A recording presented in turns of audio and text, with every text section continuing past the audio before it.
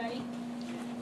My name is Jennifer, and I'm a poet, and I have a small anthology of some poems I've written over the years. I wrote a couple to read today that are new.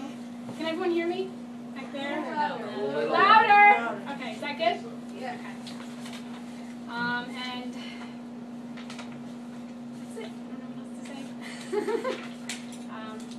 Okay, this is an older one I wrote a couple years ago about my best friend. And it's called I Call Her. I call her lover, make gifts for her out of the sea. She puts them by her bedside and listens to the whirling of the ocean wind whenever she wakes. Let her rest her ears against the abalone shell and escape into the swirl, sway, swoosh of ocean currents.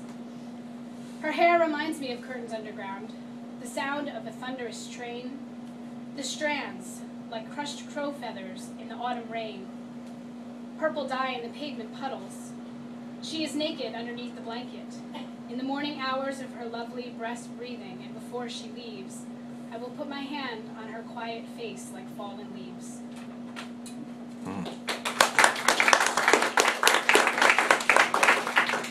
This one I wrote yesterday. I actually teach students how to write, and I don't know if anyone knows Sandra Cicernos. She's a writer, and she made the book House on Mango Street, and it's little vignettes, and I gave her the assignment to write her own vignettes of her life, and I did it with her because I found it inspiration. So this one is entitled Nun Know, which means grandfather in Italian. My favorite flower is the sunflower. They stare back at me like only a mother could, shine light on me as if they know how sad I really am. They know. They remind me of my Nun Know. He had a sunflower garden in his backyard. Sunflowers as big as pine trees. Sunflowers that towered over us like guardians of light. My brother and I would tromp around the fig trees and hide underneath the grapevines in his garden. And the sunflowers would bow down to kiss our muddy cheeks. Nun Know planted them to protect us. He put himself into those flowers so we would never feel alone or scared like children often do. Then as he lay dying, he looked up at me with glossy gray eyes, the same ones as my brother, and said, "Don't cry anymore, Farfallina. No more sadness." The sunflowers died with him.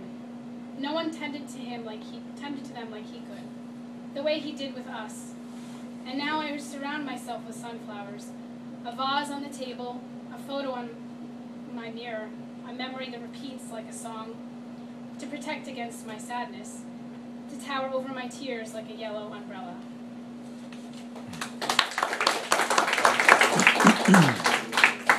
And again, this is an old one. I wrote this back when I was in college, when I was a writer. Now I'm just a working class person.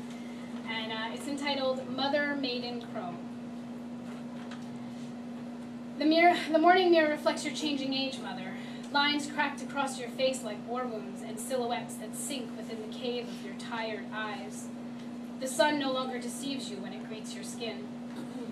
You search for the maiden who once painted her mossy eyes with smoky gray coal and danced the tarantella in a red dress, her muscular thighs flapping in fits like sweaty horses beating the landscape. She dropped into the cracks and flaps against the windows at night, a milky moth. Calendar pages have only changed days since you blazed with your teeth biting the moon's chalky surface, a charismatic pole, barked in a room and filled the streets with your curves like a leaky watermelon. Underneath your skin, your organs, your blood was turning, yellow, green, indigo blue, as you cried and tied string around your hips while sleeping, eating, fucking. Today the crone has cracked you like a walnut and climbed out, pulling chain links around your muscular thighs. She arrived a year ago in a dingy bathroom, stared back, a hairy ghost, and has cackled beneath your mattress ever since.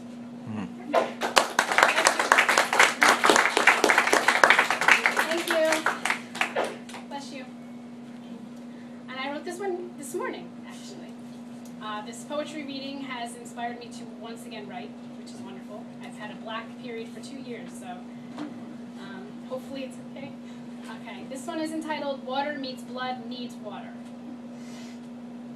And she says, don't forget to use water. It will wash the blood away from your legs, make you pure again like snowflakes. They all have unique patterns, she says. Did you know that? I know pure about as well as I know myself these days. Not even sure where my clothes are anymore. They used to cover the floor like bodies sleeping, bodies waiting to be torn apart and put back together. All I see now is the stained hardwood floor and piles of dust floating by. No shirts looking for skirts, trying to find legs to cover, legs that walk away before the show begins. And now a baby boy when I used to be a girl when I used to be a woman. Ripping my room apart, looking for any kind of cloth to clothe my nakedness. So she says, bathe it away, soak in water until your skin bleeds white again, and turn the light on while you're at it. Maybe then you'll be able to find your clothes.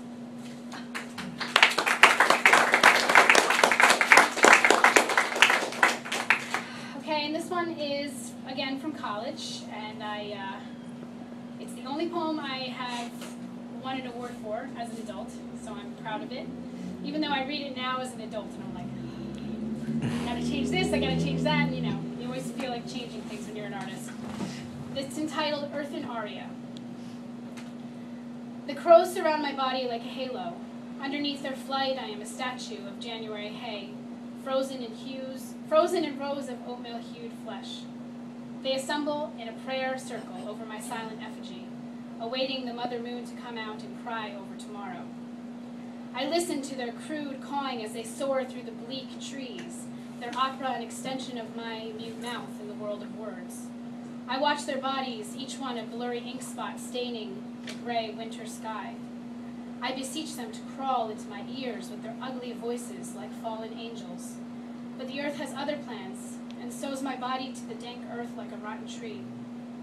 I am watching the stars move in their orbit each night, while the crows pick the bark off of my back. My blackened lovers, guardians of my song.